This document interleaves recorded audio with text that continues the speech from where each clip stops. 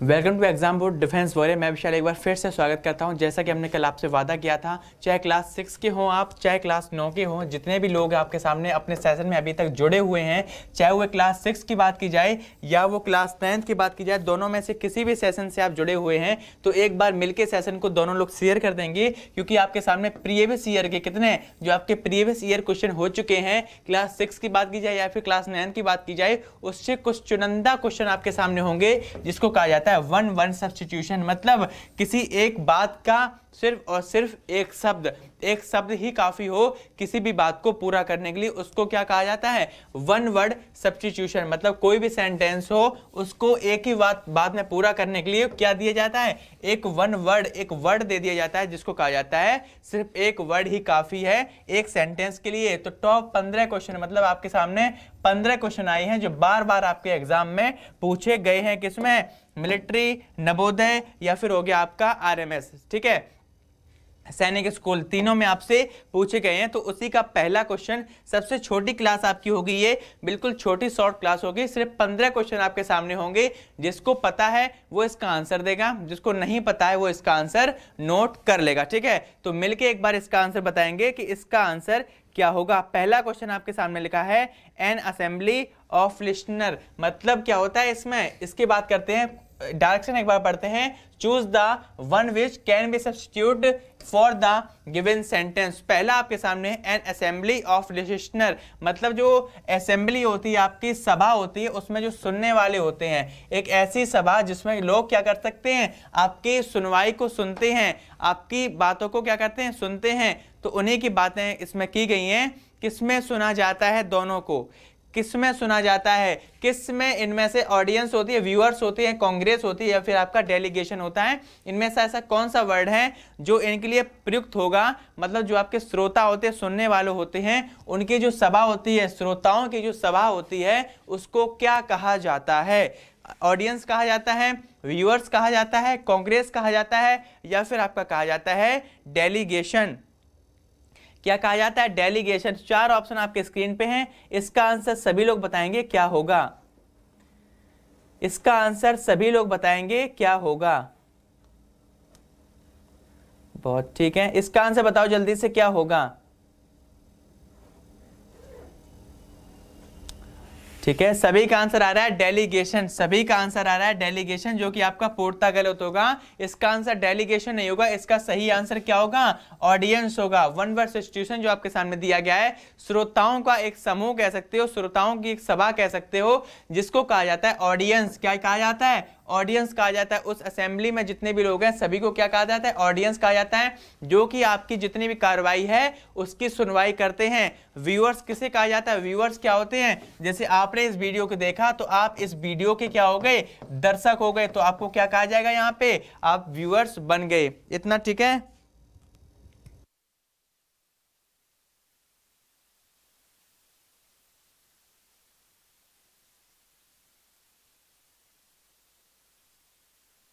अगर बात की जाए 3 नंबर की, तो कांग्रेस मतलब किसी भी बहुत से ऐसे देश हैं जिनकी संसद का नाम क्या है? कांग्रेस है, तो उसको छोड़ दो, उससे कोई मतलब नहीं, ये तो इसका आंसर होगा नहीं। और डेलीगेशन का मतलब क्या होता है? एक ऐसा समूह होता है जो कहीं पे प्रयुक्त तौर पे, प्रतिनिधित्व के तौर पे जाता है, उसको क्या कहा जाता है? डेलीगेशन कहते हैं। जैसे आपकी एक मूवी देखी होगी हिंदुस्तान की कसम, उसी में क्या किया गया था? उसको जो आपका अजय देवगन जी हैं वो कैसे गए थे? डेलीगेशन के रूप में गए थे, ठीक है। तो वो आपका डेलीगेशन हो गया, कांग्रेस हो गया, व्यूअर्स मतलब आपके दर्शक हो गए, ऑडियंस क्या हो जाएगा? जो आपके श्रोता होते हैं उनका समूह क्या होता है? असेंबली। तो एन असेंबली ऑफ लिस्टर, तो उसका अर्थ क्या हो जाएगा? आपका ऑडियंस। तो ऑडियंस आपका यहाँ पे सही आंसर होगा, ठीक है। क्वेश्चन नंबर 2 की बात करते हैं। ये आपका क्वेश्चन नंबर जो आपका आया है, ये 2019 के क्वेश्चन, 2019 में जो आपका पेपर हुआ था मिलिट्री स्कूल का, उसमें ये क्वेश्चन आपसे पूछा गया था, ठीक है। अगला क्वेश्चन की बात करते हैं, क्वेश्चन नंबर 2 की। Choose the one which can be substitute for the given sentence. सब में आपको यही मिलेगा, क्या है? वन वर्ड सब्स्टिट्यूशन दोबारा पूछा गया है। क्वेश्चन नंबर 2 का पूछा गया है that which can not be heard, मतलब जिसको सुना ना जा सके, जिसको सुना ना जा सके। ऑडिबल, अनहेard या फिर कांग्रेस आपका, कांग्रेस तो आपका यहाँ पे होगा ही नहीं, इसको हटा दो, होगा ही नहीं, और आपका हो गया ओवरहेड। इसका सही आंसर क्या होगा? That which can not be heard, मतलब जिसको, या हेयर कह सकते हो, जिसको सुना नहीं जा सकता। क्या है? जिसको सुना नहीं जा सकता। इसका आंसर बताओ क्या होगा? इसका आंसर बताओ क्या होगा? ठीक है, बहुत बढ़िया। ऑडिबल, ऑडिबल भाई, ऑडिबल का अर्थ क्या होता है? जिसको सुना जा सके। ऑडिबल का अर्थ क्या होता है? जिसको सुना जा सके। सुनाई देने योग्य कह सकते हो। इसका आंसर क्या होगा? सुनाई देने योग्य, सुनाई देने योग्य। ऑडिबल का अर्थ क्या होता है? जो आपको सुनाई दे सके, लेकिन इसका आंसर नहीं होगा, इसमें पूछा गया है जो सुनाई ना दे सके। अनहेयर्ड की बात करते हैं, किसकी? अनहेयर्ड की बात करते हैं। तो यहाँ पे क्या किया गया? हेयर्ड मतलब जिसको सुना जा सके। हेयर माने सुनना होता है, हेयर माने, लेकिन अन लग गया मतलब जिसको सुना ना जा सके। तो इसका सही आंसर क्या होगा आपका? अनहेयर्ड इसका सही आंसर हो जाएगा। सी तो आपका होगा ही नहीं। अगर फोर्थ की बात की जाए, किसका? ओवरहेड की बात की जाए, तो उसका मतलब क्या होता है? ओवर हेयर की बात की जाए तो इसका अर्थ क्या होता है? किसी को पता है इसकी हिंदी क्या होगी? ओवर हेयर की हिंदी क्या होगी? ठीक है, बहुत बढ़िया, बहुत लोगों का सही आंसर आ रहा है। ओवर हेयर की हिंदी क्या होगी? जो व्यक्ति बातों को तो सुनता है लेकिन छिप छिप के बातों को सुनता है, उसको कहा जाता है ओवरहेड। क्या कहा जाता है? ओवरहेड। ये आपका हो गया। इसका सही आंसर क्या हो जाएगा? इसका सही आंसर हो जाएगा आपका अनहियर्ड। क्या हो जाएगा? अनहियर्ड। ठीक है, अगला question, question number 3, direction, choose the one which can be substitute for the given sentence. Question number 3 में भी आपसे वन वर्ड सब्स्टिट्यूशन पूछा गया है। A person who hates mankind, mankind का मतलब जितना भी आपके मानव होते हैं, मानव जाति से क्या करता हो? नफरत करता हो। मानव जाति से नफरत करता हो, ऐसे व्यक्ति को क्या कहा जाता है? क्या कहा जाता है? फिलांथ्रोपिस्ट कहा जाता है, या फिर मेथांथ्रोपिस्ट कहा जाता है, निलिस्टिस्ट कहा जाता है, या फिर हो गया आपका थीस्ट। इनमें से क्या कहा जाता है? इसका बताओ, इनमें से क्या कहा जाता है? थोड़ा डिफिकल्ट आपके सामने जरूर है, लेकिन बताने की कोशिश करो। इसका मतलब होता है परोपकारी। जो कैसा हो व्यक्ति? परोपकारी, या फिर कह सकते हो दयालु जो व्यक्ति होता है, उसको क्या कहा जाता है? फिलांथ्रोपिस्ट कहा जाता है। ठीक है, क्या कहा जाता है? फिलांथ्रोपिस्ट कहा जाता है। इतना कंप्लीट, बहुत बढ़िया। ठीक है, सभी का आंसर बी आ रहा है। सभी का आंसर क्या आ रहा है? बी आ रहा है। और इसका सही आंसर भी क्या होगा? इसका सही आंसर हो जाएगा आपका बी। मतलब इसका मतलब क्या होता है? जो मानव जाति से क्या करता हो? घृणा करता हो। मानव जाति से क्या करता हो?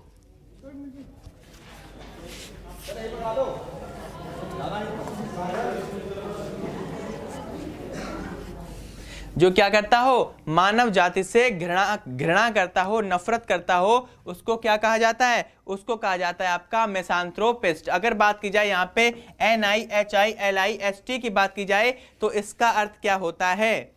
इसका अर्थ क्या होता है? जो यहाँ पे लिखा है निहिलिस्ट, यहाँ पे लिखा है, इसका अर्थ क्या होगा? वैसे तो अगर रियलिटी में देखा जाए तो इसकी कोई भी हिंदी नहीं होती। क्या होता है? इसकी कोई भी हिंदी शुद्ध नहीं होती। ठीक है, अगर शॉर्ट की बात की जाए, जो आपका थीस्ट यहाँ पे दिया गया है, कौन सा? जो यहाँ पे आपका थीस्ट दिया गया है, इसका अर्थ क्या होगा? थीस्ट का, जो हमने आपके कल वाले सेशन में, परसों वाले क्लास में आपको बताया था, परसों वाली क्लास में हमने बताया था, मॉक टेस्ट में इसका अर्थ पूछा गया था। मॉक टेस्ट में यही क्वेश्चन पूछा था। उसमें हमने आपसे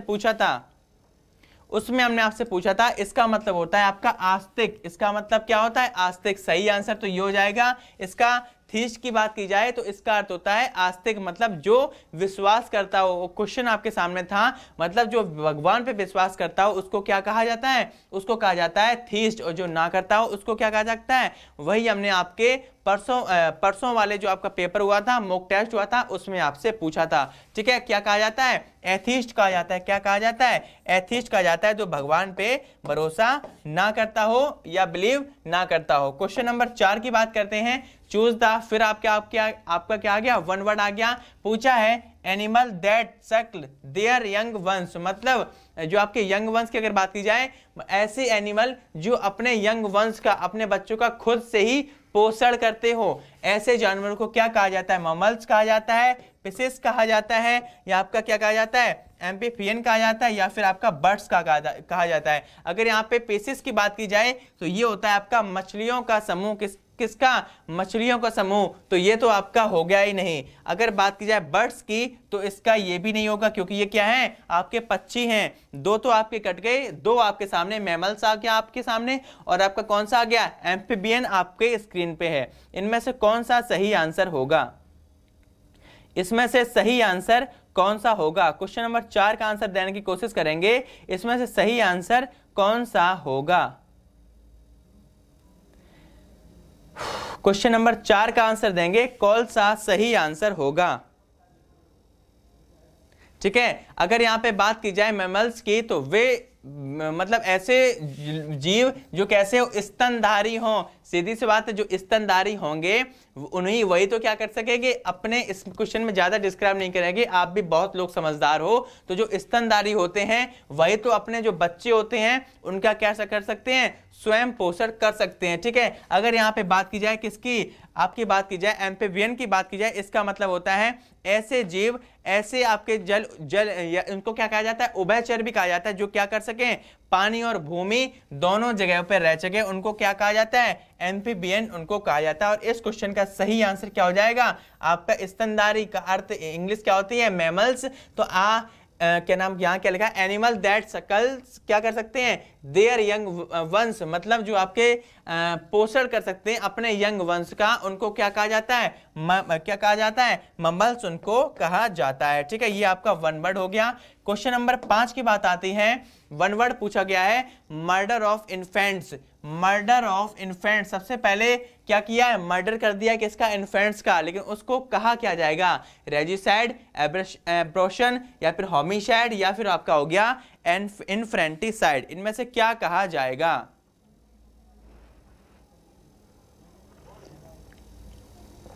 इसमें से क्या कहा जाएगा? क्वेश्चन नंबर 5 की बात की जाए, इसमें से क्या कहा जाएगा? जो क्या करता हो? इन्फेंट्स की हत्या करता हो। क्या करता हो? हत्या करता हो। इन्फेंट्स माने होता क्या है? शिशु। क्या होता है? शिशु होता है। छोटे छोटे बच्चे जो आपके शिशु होते हैं उनकी हत्या करता हो, उनको क्या कहा जाएगा? अगर यहाँ पे रेजिसाइड की बात की जाए तो आर में रा आ रहा है। रा है मतलब समझ लो राजा से हत्या, राजा की हत्या करने वाला। ठीक है। तो आपका ए तो गलत हो गया। एबॉर्शन माने क्या होता है? एबॉर्शन का सभी लोग अंत जानते होंगे।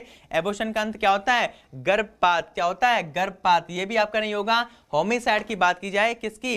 होमिसाइड की बात की जाए, होमिसाइड का मतलब क्या होता है? जो चाहे कोई भी हो सभी की हत्या करता हो, जो उसको क्या कहा जाता है? होमिसाइड कहा जाता है। क्या कहा जाता है? होमिसाइड। और लास्ट में बचा आपका कौन सा? इन्फेंट्रिसाइड। सबसे लास्ट में कौन बचा? आपका इन्फेंट्रिसाइड। और इन्फेंट्रिसाइड का मतलब हो जाता है किसकी? इन्फेंट्स। इन्फेंट्स का मतलब क्या बताया था? इन्फेंट्स का मतलब क्या बताया था? शिशु बताया था ना। तो जो शिशु की हत्या करता हो उसको कहा जाता है इन्फेंटिसाइड। और सभी लोग याद रखेंगे, जितने भी होमिसाइड का मतलब जो मानव हत्यारा हो। कैसा? मानव हत्यारा हो। और सभी लोग याद रखेंगे जब मर्डर की बात आ जाए, किसकी? जब मर्डर की बात आ जाए तो जो भी आपका शब्द होगा उसमें सबसे लास्ट में क्या लगा होगा? साइड लगा होगा। क्या लगा होगा? साइड लगा होगा। तो सब लोग समझ जाना, तो वो क्या होगा? आपका वन वर्ड सब्स्टिट्यूशन होगा। इतना कंप्लीट। क्वेश्चन नंबर 5 आपके कंप्लीट हो गए हैं। अगला क्वेश्चन देखते हैं। क्वेश्चन नंबर 6 आपकी स्क्रीन पे। 6 आपकी स्क्रीन पे।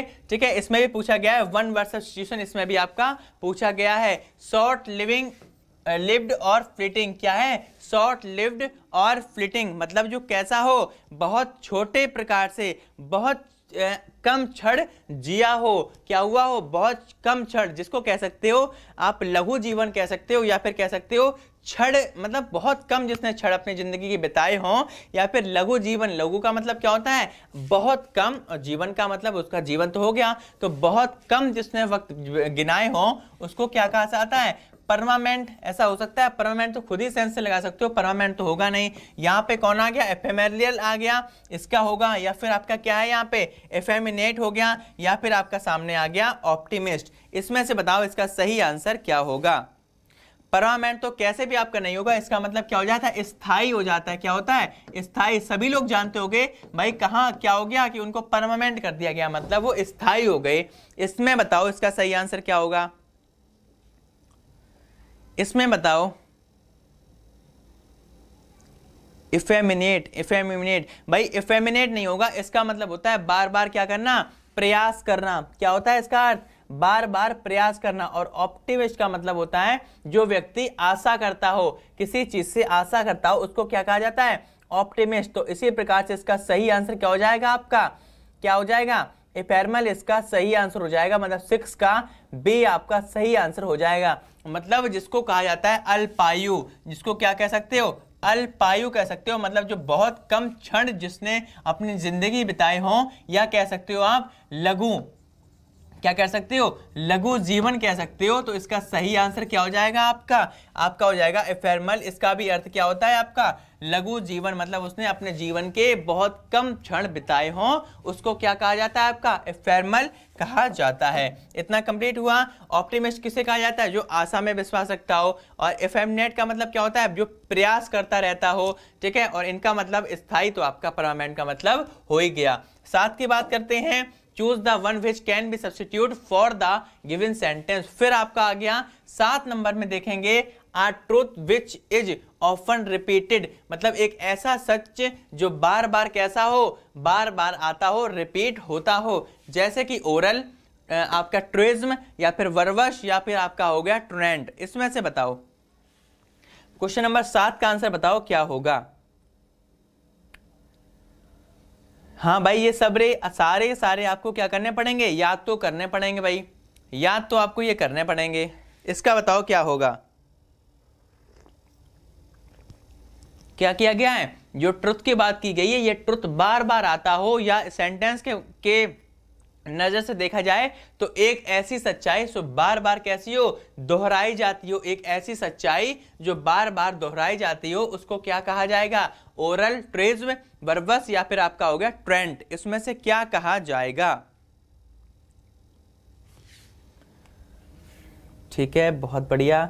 ओरल आ रहा है भाई, ओरल दे रहे हैं। ओरल का अर्थ क्या होता है, ओरल का अर्थ होता है मुंह जवानी। ओरल का अर्थ क्या होता है, मुंह जवानी। तो ओरल तो आपका हो गया नहीं, ओरल तो आपका हो गया नहीं। इसका अर्थ क्या होता है, मुंह जुबानी, या किसी बात को मुंह से मुंह तक कह देना, मतलब तुरंत का तुरंत जवाब दे देना। ठीक है, अगर यहाँ पे बात की जाए ट्रूइज्म की, तो इसका अर्थ क्या होता है, सेकंड की अगर देखी जाए, ट्रूइज्म का अगर देखा जाए, इसका अर्थ क्या होगा, तो इसका अर्थ इसका ही यही इसका सही आंसर होगा। इसका अर्थ होता है ट्रू संबंधित आ रहा है ना, ट्रूइज्म। इसका मतलब होता है एक ऐसा शब्द, ये वह शब्द है जो बार बार इसको अगर यूज कर दोगे तो इससे एक बात की व्यक्तता आ जाती है कि कोई भी शब्द है वो बार बार कैसा हो, रिपीट हो रहा है। कोई भी शब्द है वो कैसा हो, बार बार रिपीट हो रहा है। इसी के अंतर्गत इसका 7 का सही आंसर क्या हो जाएगा, 7 का आपका आंसर हो जाएगा बी।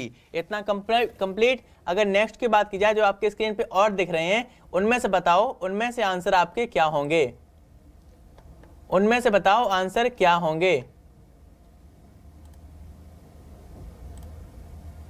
इनमें से बताओगे, इनमें से आपके आंसर क्या होंगे, या फिर इनका आंसर तो हमने बता दिया है, 7 का बी आपका आंसर हो गया। लेकिन जो वर्बस ऑफ ट्रेंड दिया गया है, इनकी हिंदी क्या होगी, किसी को पता है भाई? सारी की सारी तो हम तो बताते हैं, इनकी एक दो तो आप भी बता दिया करो।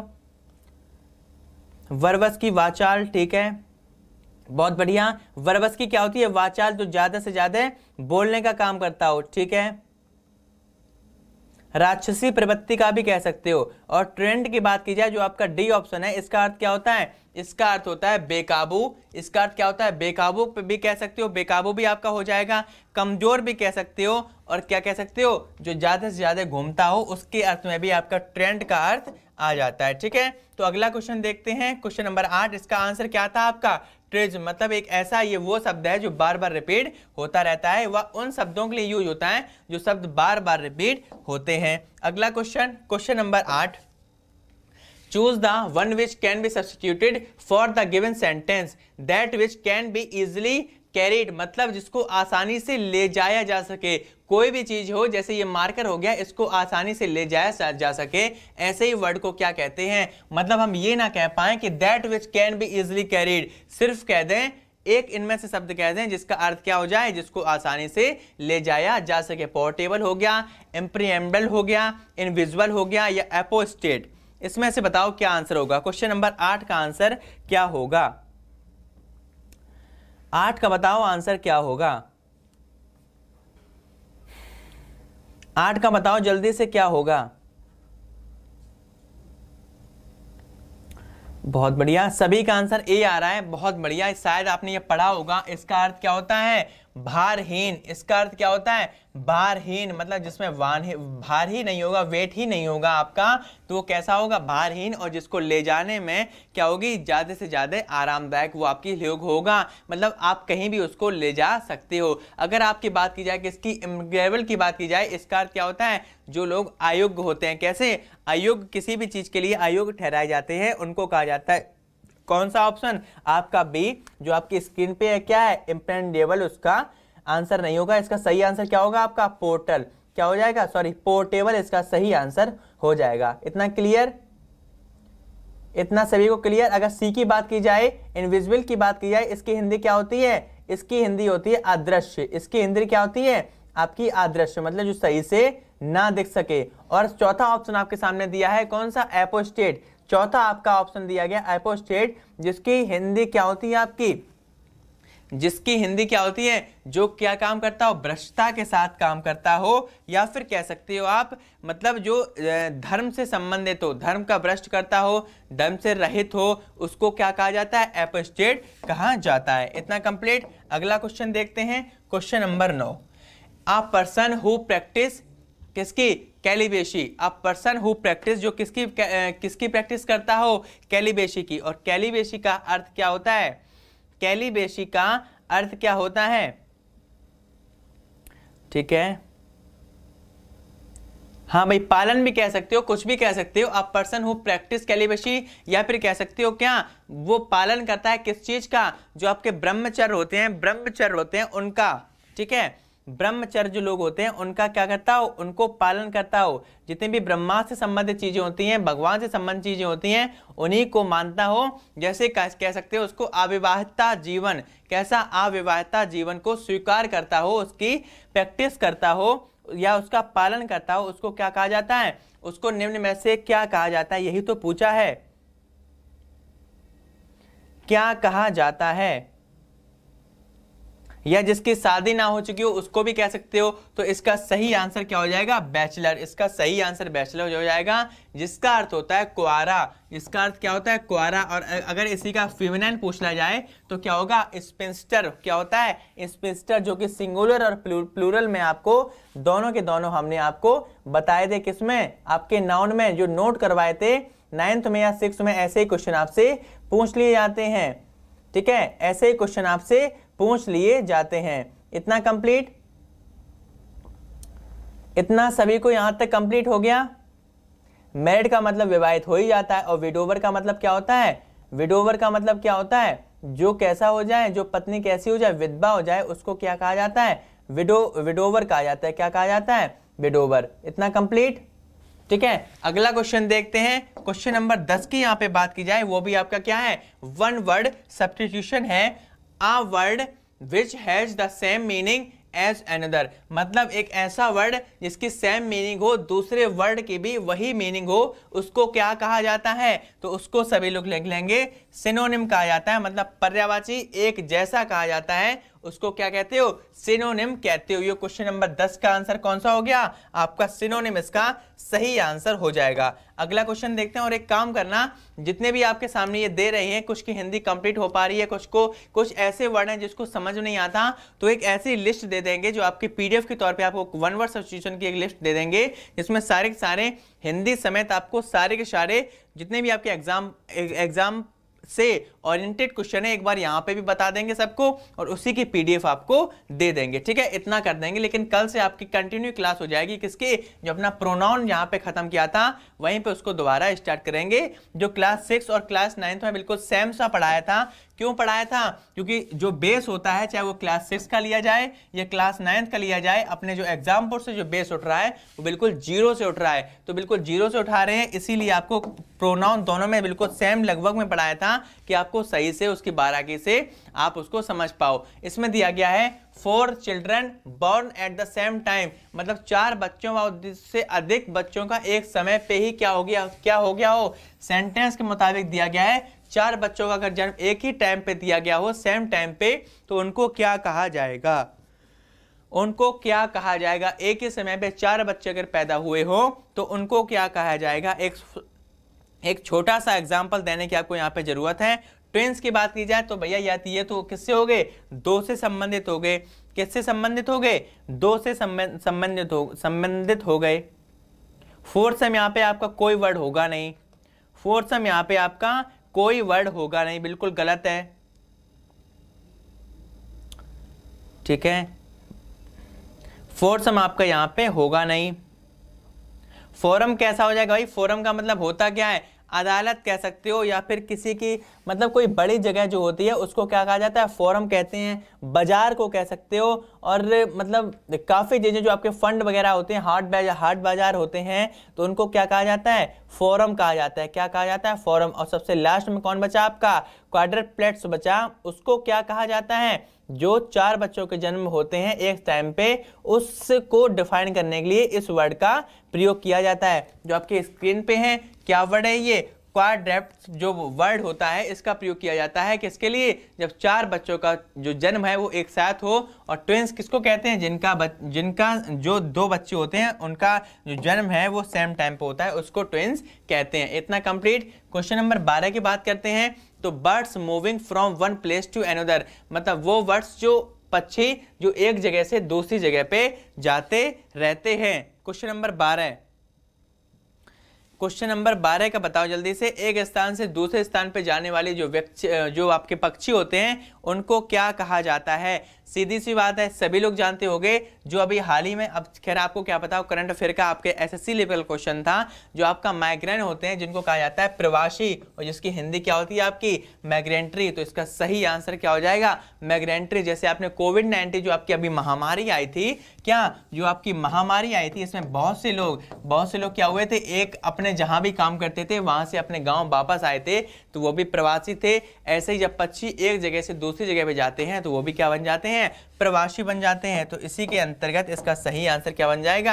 आपका मिग्रेटरी इसका सही आंसर बन जाएगा। क्वेश्चन नंबर 13 की बात करते हैं। Choose the one which can B substituted for the given below, मतलब इसमें भी क्या दिया गया है? आपका सेंटेंस दिया है, 1 वर्ड आपको बताना है। तो क्वेश्चन नंबर 13 का आंसर देंगे the study of art of printings as, मतलब किसकी अध्ययन करता हो? जो आपकी प्रिंटिंग होती है, किसकी? जो आपकी प्रिंटिंग होती है उसका अध्ययन करता हो।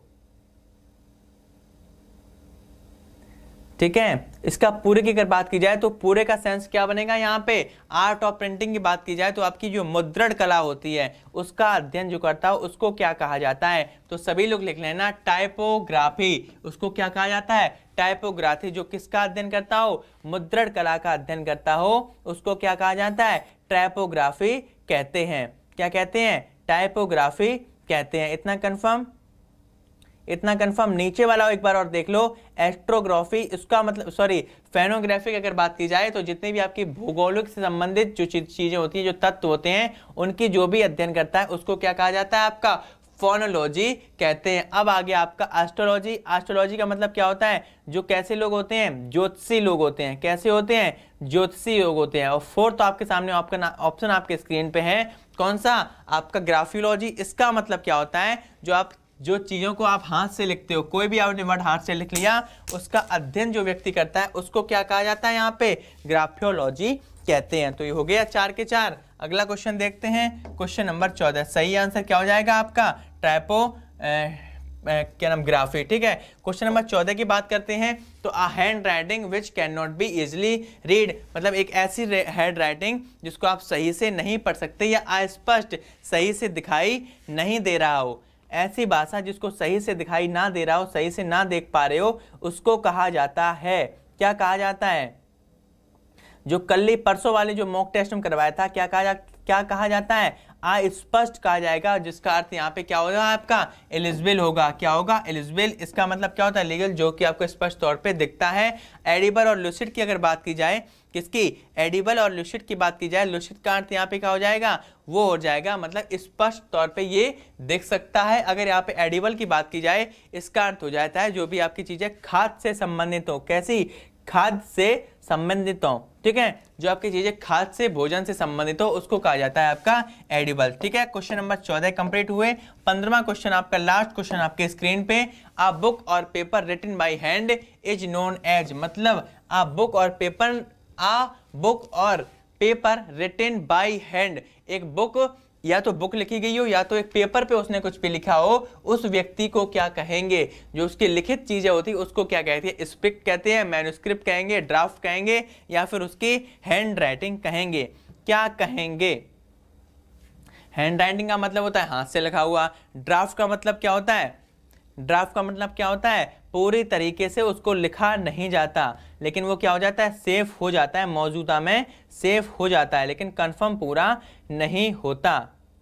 और यहाँ पे कौन सी आपकी आई है, मैन्युस्क्रिप्ट आई है, तो मैन्युस्क्रिप्ट का अर्थ क्या होगा, हस्तलेख। इसका सही आंसर क्या होगा आपका हस्तलेख, जो कि आपका क्या है यहाँ पे मैन्युस्क्रिप्ट, इसका सही आंसर हो जाएगा। और अगर स्क्रिप्ट की बात की जाए तो स्क्रिप्ट क्या होती है, वो एक तरीके की लिपि होती है। कैसी होती है, लिपि होती है। जो आपके नाटक वगैरह होते हैं उनकी भी एक स्क्रिप्ट बनाई जाती है, तो वो उस स्क्रिप्ट से संबंधित है। तो 15 नंबर का सही आंसर क्या हो जाएगा आपका मैन्युस्क्रिप्ट, इसका सही आंसर हो जाएगा। ठीक है, तो आपके जो 15 क्वेश्चन थे वो आपके कंप्लीट हो गए हैं। 15 क्वेश्चन आपके कंप्लीट हो गए हैं, जो बहुत मोस्ट यूजफुल आपके एग्जाम में होंगे, क्योंकि वो प्रीवियस ईयर में आ चुके हैं। कुछ वर्ड्स कठिन जरूर थे, लेकिन उनकी भी हिंदी आपको पता चल गई होगी। और वह जितने भी ऐसे वर्ड्स हैं जिसमें कुछ कन्फ्यूजन हो, तो कमेंट बॉक्स में कमेंट जरूर करें कि आपको कौन सी प्रॉब्लम आई। इसी के साथ जितने भी मेरे साथ लोग जुड़े हुए थे, सभी को मेरा जय हिंद, जय भारत। लेकिन ऐसे ही तैयारी करते रहो, दीपावली निकल चुकी है, कल से आपका प्रोनाउन चैप्टर आपका स्टार्ट हो जाएगा। स्टार्ट तो हो गया था, बेसिक नॉलेज हमने आपको बता दी थी, अब एडवांस नॉलेज आपको बताएंगे। 6 वालों के लिए कुछ इंपॉर्टेंट रूल्स और 9th वालों के लिए कुछ स्पेशल रूल्स आपके सामने होंगे, जो कि आपके एग्जाम में डायरेक्ट या हिट सीधे सीधे क्वेश्चन उससे पूछे जाते हैं। इसी के साथ सभी को मेरा जय हिंद, जय भारत।